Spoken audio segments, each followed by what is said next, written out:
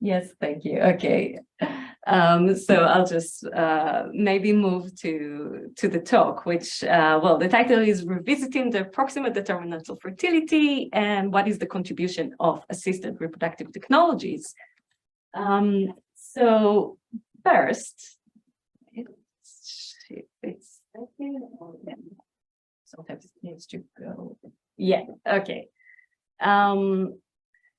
Well, so how did I get to look at the proximate determinants of fertility? Well, this is a framework. I mean, if you've seen, I mean, those who study demography usually, I mean, well, they study the basics, and we see mostly this framework being applied in low and middle income countries, quite almost without exception. And so I got to be interested in the proximate determinants of fertility after doing some work, a paper that I published together with Vegard Skierbeek on religion and sex. And I just, yeah, I'm starting off, it's a bit of a, perhaps a bit of a provocative image. So this is basically taken from, it's a coverage of the study that we published in the Journal of Sex Research. So it's one of the popular media outlets. The media loved this story. Something about the combination of religion and sex really sparked a lot of interest, which is, of course, you know, yeah, nice to receive a lot of media attention, which, you know, we don't usually get that much when we publish in academic journals. Yeah, so the media loved this story. When if you just to take a look at the original, yeah, so this was the original study where we looked at the relationship between religiosity, sexual frequency, and sexual satisfaction by religiosity in Britain. And yeah, so this covered the want a better sex life, find God. Yeah, study found that religious people tend to have higher levels of sexual satisfaction.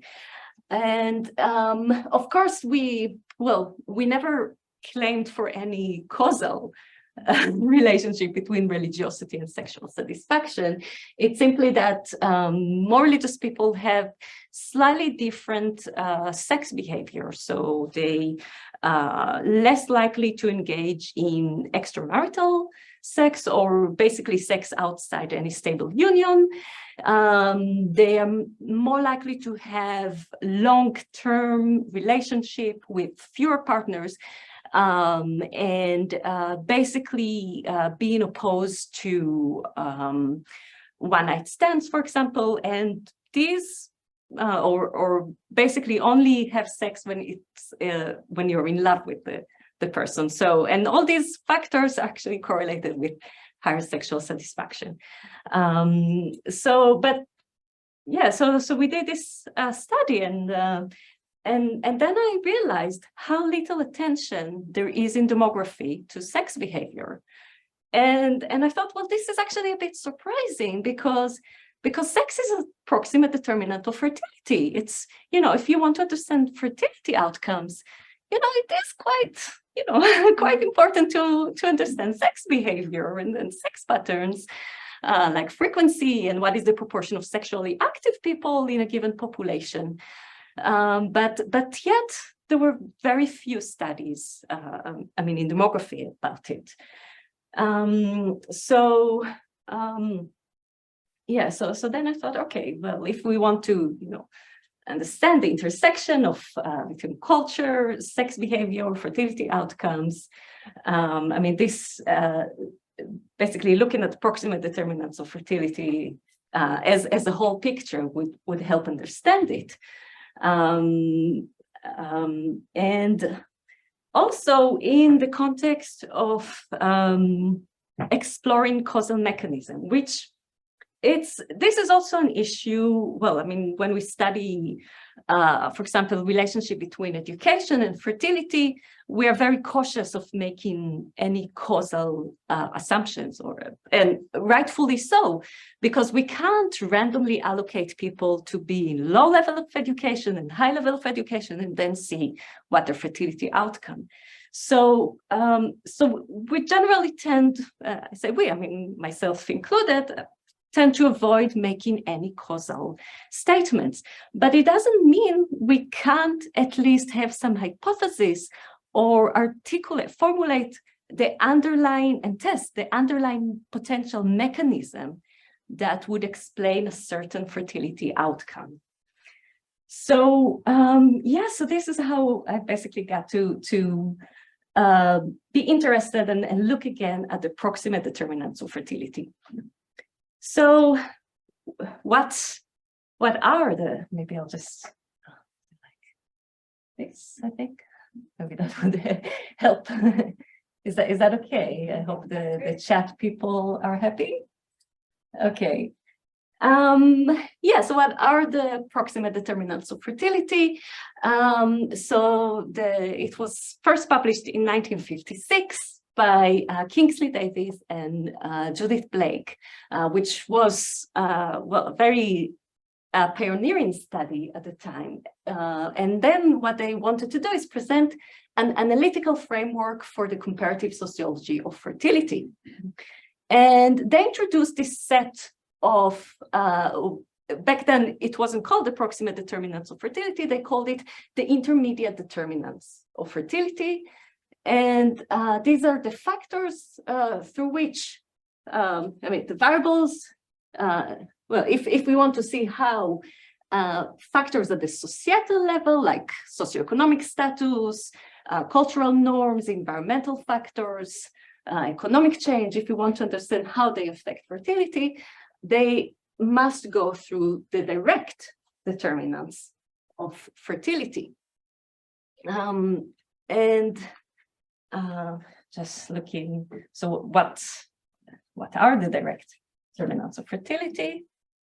Sorry, just I will sometimes get stuck, so I'll just, okay, release it.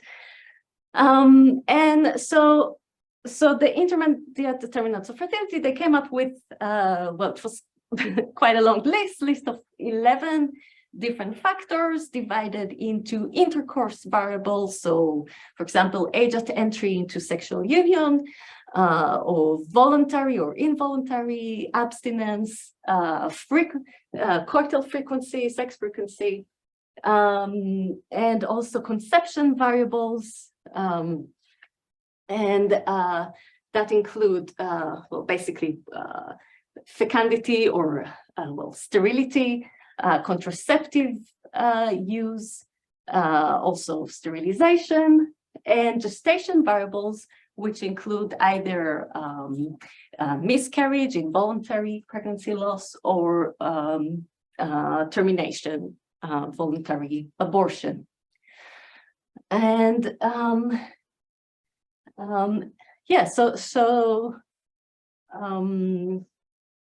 that's, well, I mean, it was quite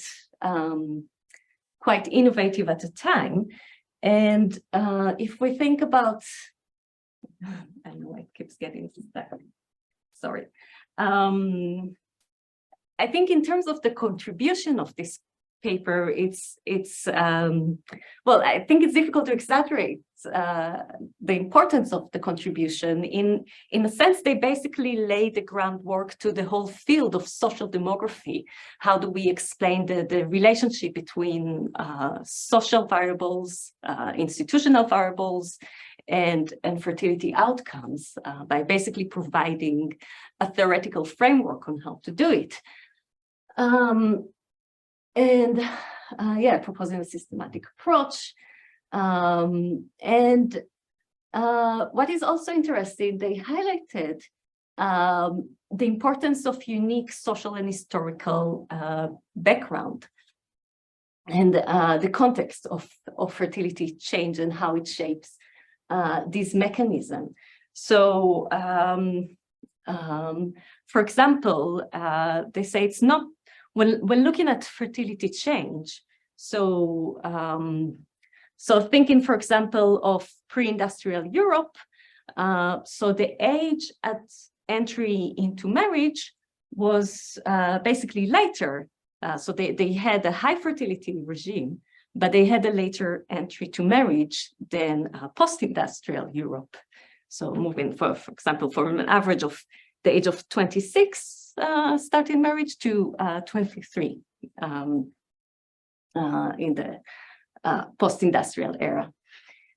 And also recognizing that high fertility societies, they might show low some low levels in other factors. So, for example, high fertility society would have lower sexual exposure in many cases, so higher rates of abstinence, for example, while but also another thing they mentioned, the issue of abortions. And it's also quite interesting how they talk about abortions. I mean, this is 1956. It's well before Roe versus Wade, well before it was even became legal.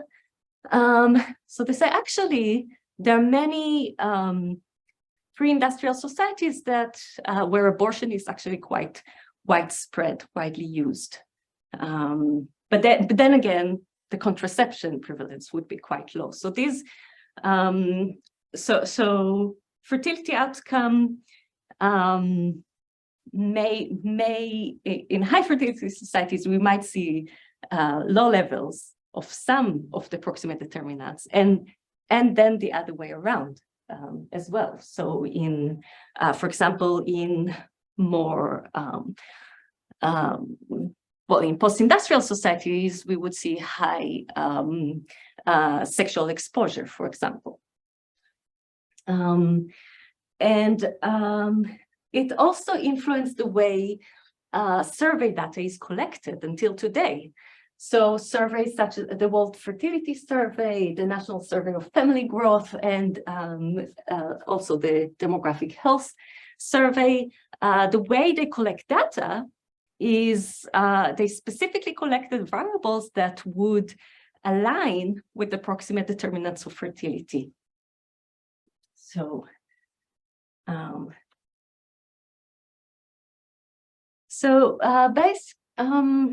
but well, Davis and Black, they basically offered the conceptual, the theoretical background, and John Bongaarts, about 2 decades after, offered a quantified model for the proximate determinants of fertility, basically offered a series of equations, so or ways to measure each proximate determinants, and this way to estimate the total fertility rate of different populations, but also to compare how each proximate determinants is contributing to fertility in each society.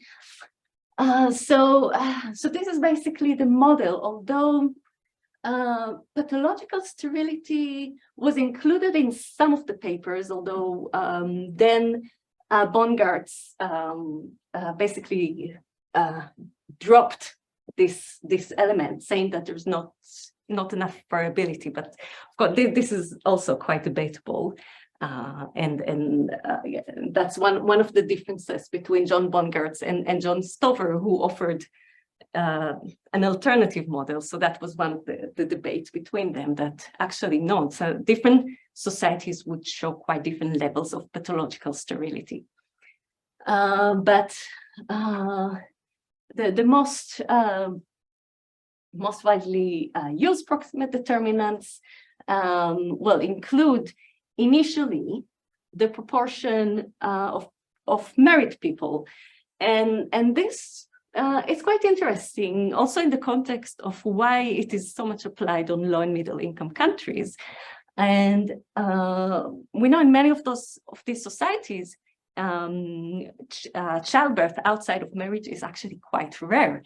So this model actually worked quite well to predict who is at risk of having children by knowing who is married. So that was quite a good proximate, but it also, changed over time.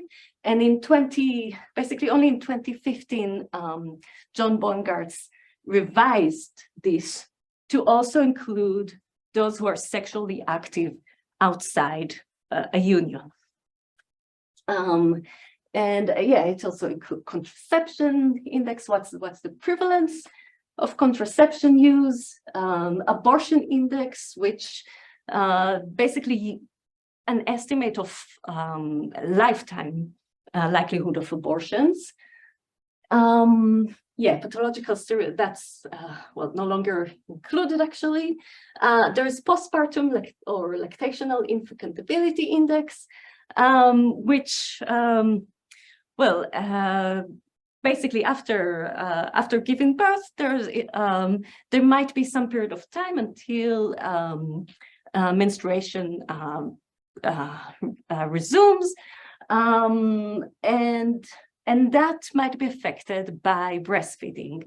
And breastfeeding in itself forms sort of natural contraception, but obviously it depends a lot on the intensity, both the duration and the intensity of breastfeeding. So it is another proximate determinant, but I think that's a bit problematic because quite difficult to measure.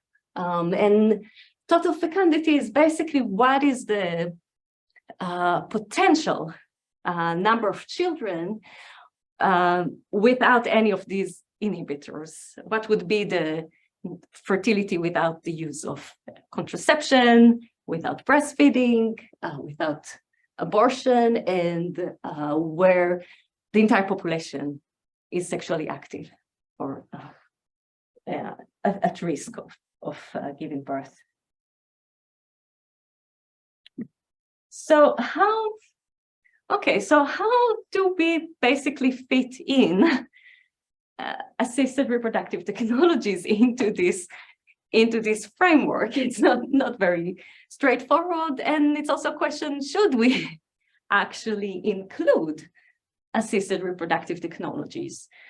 So just I'm sure you're all quite familiar with what does it mean, but just a quick to think what do we talk about when we talk about assisted reproductive fertility. So it basically includes a variety of techniques in which gametes, so we are talking about egg cells, sperm cells, etc., also embryos, are handled in vitro in lab condition outside the body to establish pregnancy. And IVF is one of the key technique. IVF and also ICSI, which is basically a type of IVF, where egg cells and sperm cells are mixed together, or in ICSI, simply the sperm is basically directly injected into the egg cell to form, to enable fertilization. And it is estimated that more than over 8 billion babies were conceived using this technique. So but then, 8 million babies, it might sound like a big number, but actually in global terms, it's not a lot if we think about the annual number of children born. So in global terms, it's actually, it's quite negligible. So it is a question of how important is it, and what's the potential contribution. So so what is new or different about assisted reproductive technologies? It basically provides a way to reproduce independently of heterosexual intercourse. So in a sense, it's you don't even need to have with you physically a partner from the opposite sex to reproduce, to have a baby. But then again, it can also influence or be influenced by other proximate determinants of fertility, like, well, it might be related to contraception use, or who is at union and what sort of family arrangements are formed. And it's also a bit different from the other proximate determinants because, well, all the proximate determinants of fertility basically act as inhibitors.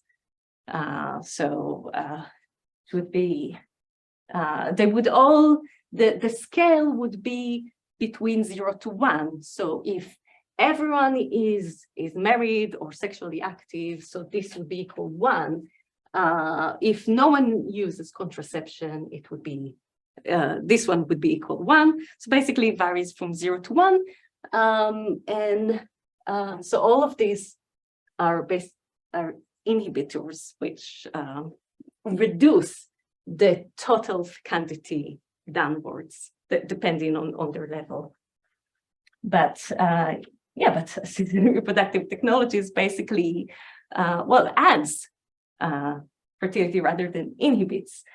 And there are also some methodological challenges in estimating the contribution of art to fertility rates, because so we can estimate, and I'll show you also the estimate that I use.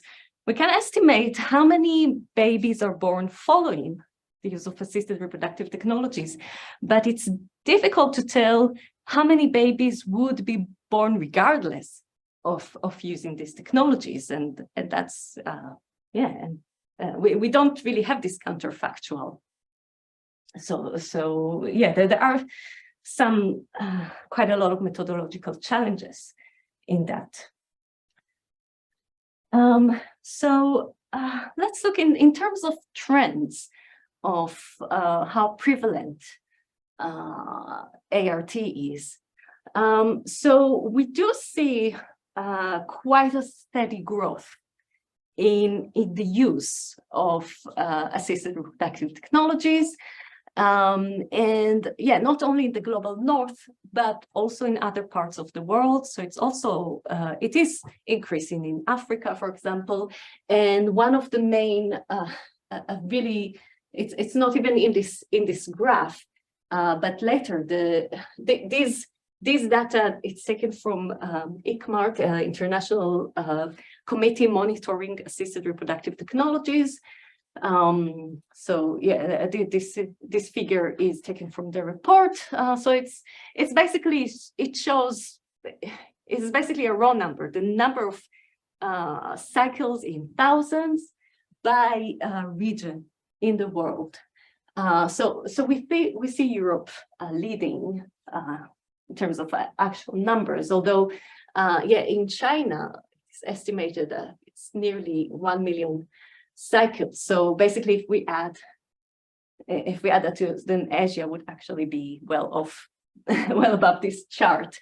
Yeah, we also see in green we see North America, Latin America here, the Middle East. Some countries have quite a widespread industry of assisted reproduction, and yeah, we have Australia, New Zealand, which is well, it's relatively low, but that also depends on the size of the population. So these are the raw numbers, but we definitely see an increase. And so this, well, taking the data from ICMART, and so what I've done here, I took data on annual number of babies born following ART in different countries, and looked as a proportion of the total numbers of babies. So I used data from the human fertility database and also population data from the United Nations. And I basically calculated the proportion of ART babies. And this is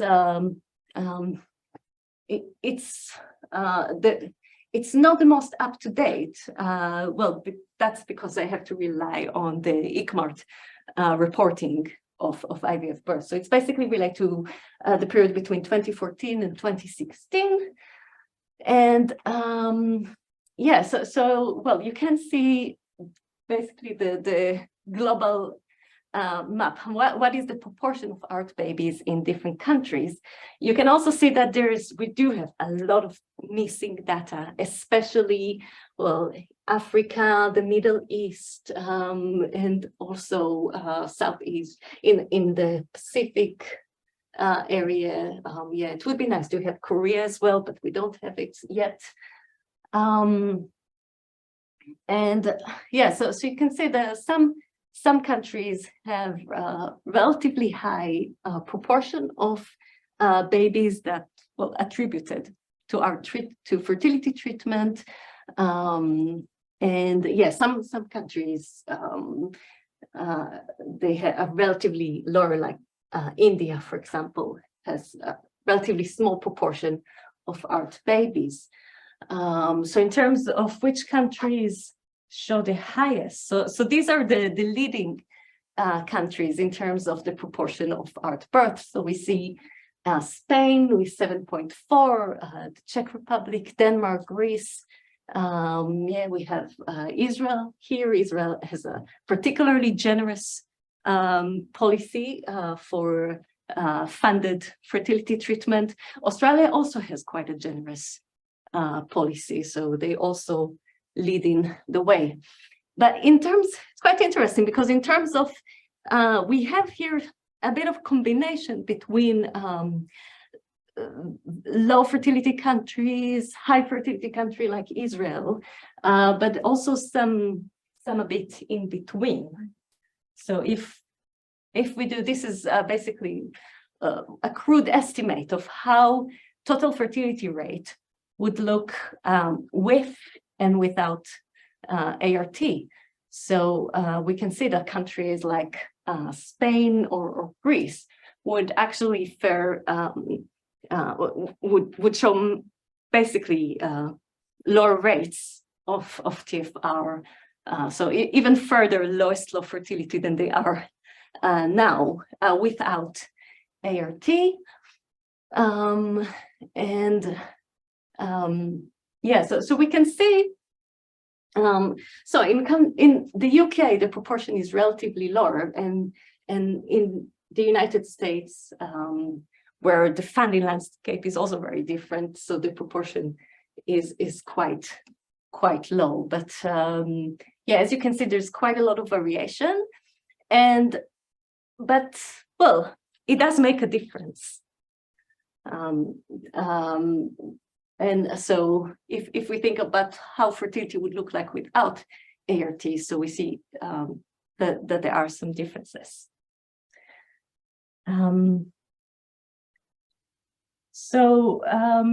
Yeah, and there is quite a lot of variation. So the proportion of ART birth would depend on prevalence of infertility, or basically you can call it what is the demand for assisted reproduction. So yeah, so if in many countries there is quite a lot of birth postponement, so that would increase the likelihood of age-related infertility and also increase the demand for assisted reproduction. There's the issue of availability, accessibility, and affordability, or norms and attitudes, how it is socially accepted, to what extent, knowledge about the ART, and also clinical practices and treatment effectiveness. So practices, for example, how many embryos are transferred in each cycle. So some countries have stronger regulations than others. So in some countries, we'll see a much higher rate of multiple birth following ART compared to other countries where it's more regulated. In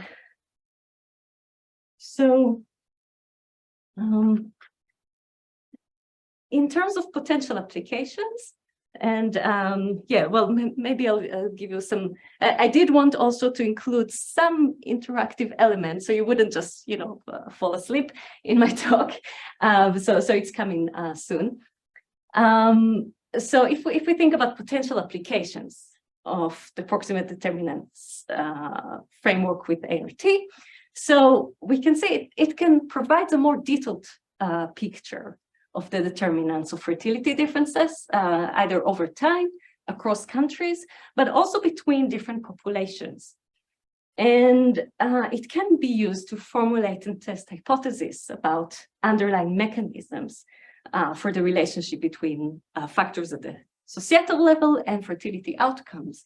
So yeah, we can think, for example, how what, like I just mentioned, increased fertility postponement, which basically aided by use of contraception to delay fertility, conception, delay fertility, which would increase the demand for using ART. There might also be an effect of the prevalence of ART, or there is some studies are talking about that knowing that there is the availability of fertility treatment, some people might postpone even further than they would have otherwise. And it might also be related to sexual exposure in terms of what sort of unions are being formed, and basically being able, for example, if one partner, if people are living apart together, or one partner, for example, is deployed for military service, yeah, there's still an option to use ART. So yeah, so what I want to, so I'm also interested in how do different social groups compare between them if we look at each one of the main proximate determinants of fertility, including ART use, and then we can basically map the potential mechanism of influence on fertility. So yeah, so thinking about how education might affect fertility through the proximate determinants of fertility. And so many studies might look at one of these proximate determinants each time, but not together. And I think it makes quite an interesting picture. So yeah, so that I also wanted to ask, what do you think would be the relationship between education and sexual exposure? So sexual exposure is basically based on the proportion of people who are in a union, so like either marriage, cohabitation, and the proportion of people, plus the proportion of people who are sexually active outside union. So would you think education increase, decrease, or maybe not, maybe there's no relationship, but how many people think it would increase sexual exposure? It's okay to be, trust me, I was wrong, so don't be afraid to make mistakes, because I made before actually testing it, I didn't really know. I think it's an upside down U shape. That depends on it. Okay. Sorry, do you mean sexual exposure like as measured by proportion in union, or Who is sexually active? activity? How many people? What is the proportion of sexually active people? Ever sexually active currently? Currently, age is controlled for. No different. Well, I think you're actually okay. I want to take you out of your misery. Sorry. It's specifically in Britain. It's not exactly significant. I will show you the more details in the next slide. Okay. What about contraception? That's easy. Positive. Correct. What about abortion? Is age and union status controlled one? Yes, well, at least age. Yeah.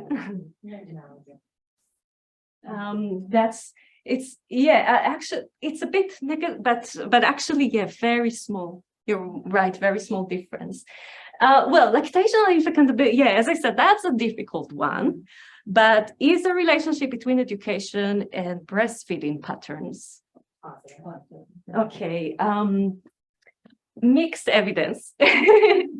Mixed evidence. So highly educated women, they are more likely to initiate breastfeeding right after birth. But in terms of the length of breastfeeding, they tend to stop slightly earlier. So yeah, it's a bit of a, yeah. Okay, ART use. Who's more likely to use ART? More educated? More educated. Okay, and again, you are on spot on. Even when it's proper age? Okay, so let me show you a bit of data. I feel like that's related to income as well. So, okay, Some national variation because it's covered differently by the NHS differently. Right? definitely, yeah. These data are from Britain. Definitely, if we would look at other countries, we might see a different picture, definitely. Yeah, so these data I used for most measures.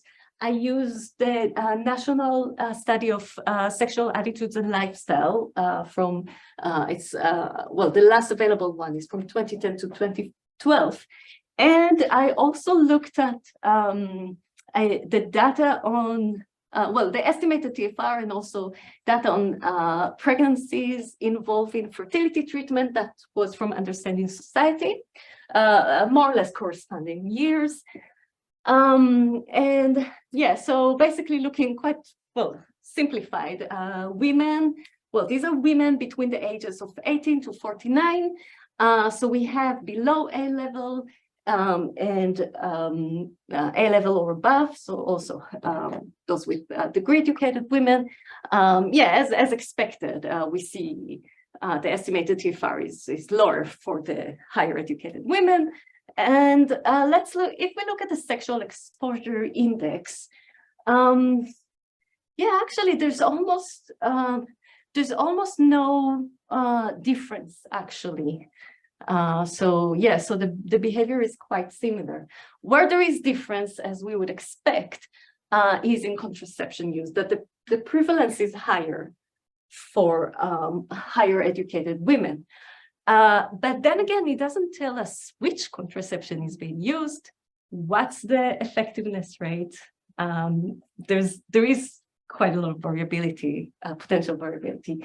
And abortion, the measure was whether they had an abortion in the past 5 years. So yeah, there is a bit of a difference, but we know, well, it's very related to contraception use. And if we look at the proportion out of recent pregnancies that involve fertility treatment, so yeah, so higher educated women are more likely to use it, and this is after controlling for age. So this is the predicted probability adjusting for age differences.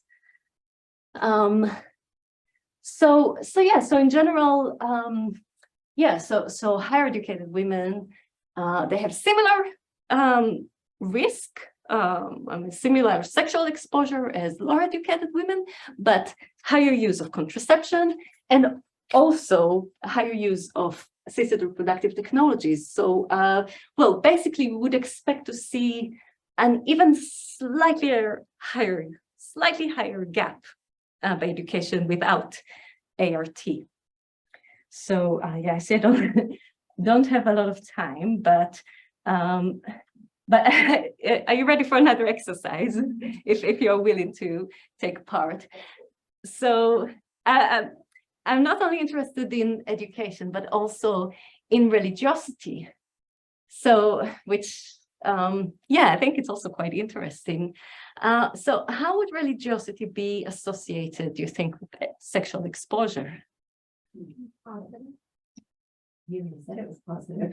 At the beginning of the talk, right? I talk, well, actually, yeah, I was a bit, I guess it was a bit confusing because the example I gave at the beginning of the talk was about sexual satisfaction and not about sexual frequency. We tested both. They don't have a very linear relationship. So it's also one of the findings. So more is not necessarily better.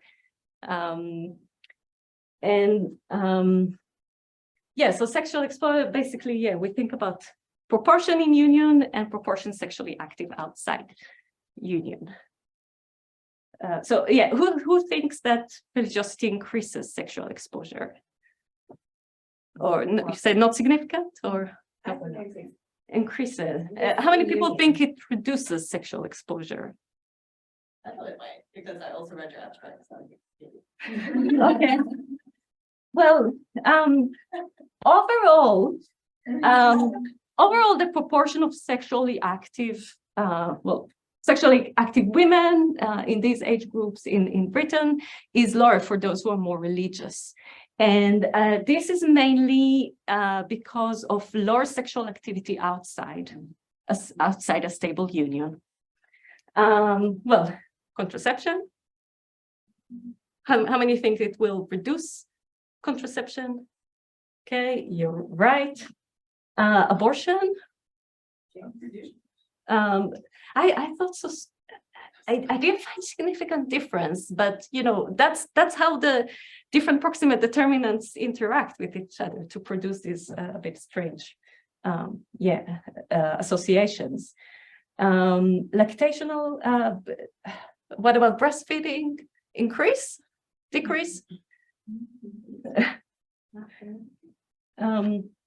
It's well, I mean, that's based, sorry, this is actually based on previous studies. So, but again, it is a difficult measure. What about assisted reproductive technologies? How many think it would increase the use? Don't know. Increase? Decrease? Why decrease?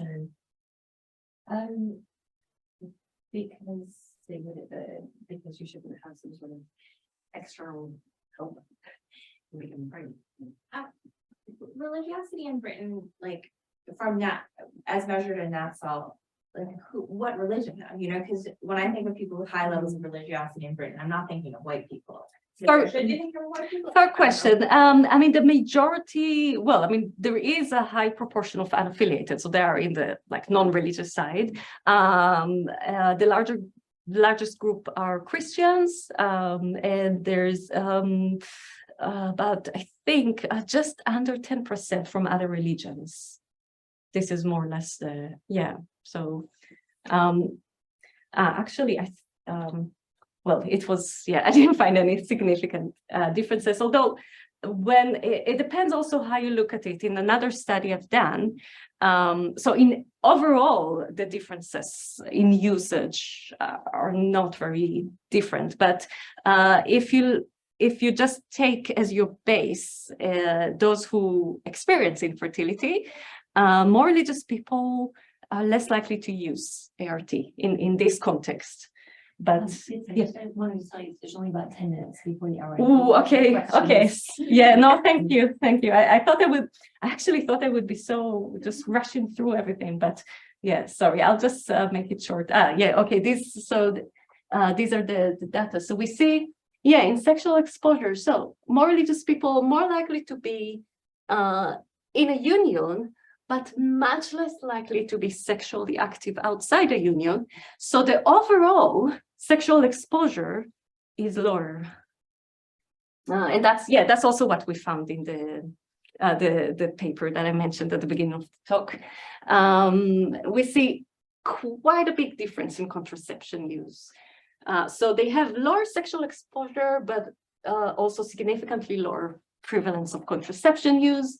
We see there is a slight difference, but it's basically not very significant. And these two, we know they're very much associated. And these are the proportion of recent pregnancies involving fertility treatment. So again, not a very big, not a significant difference. So I would, maybe just close my talk. So yeah, so in terms of the original question, should we include ART in the proximate determinants of fertility? We know it has become a global industry. It's become a normative part of making families. And we are we see a steady trend of increase in the use. So we could expect it to become even more pronounced than it is today. There are major, we see major variations between countries in ART use, and that's linked to political, economic, and normative factors. But then again, if we include ART in the framework of proximate determinants of fertility, it can contribute to understanding the conditions, both the conditions shaping ART use, but also how it interacts with the other determinants of proximate determinants of fertility, and how it leads to these unique fertility patterns across different societies. So I think I will just, there are endless limitations, of course, but I think I will just finish my talk. So thank you very much.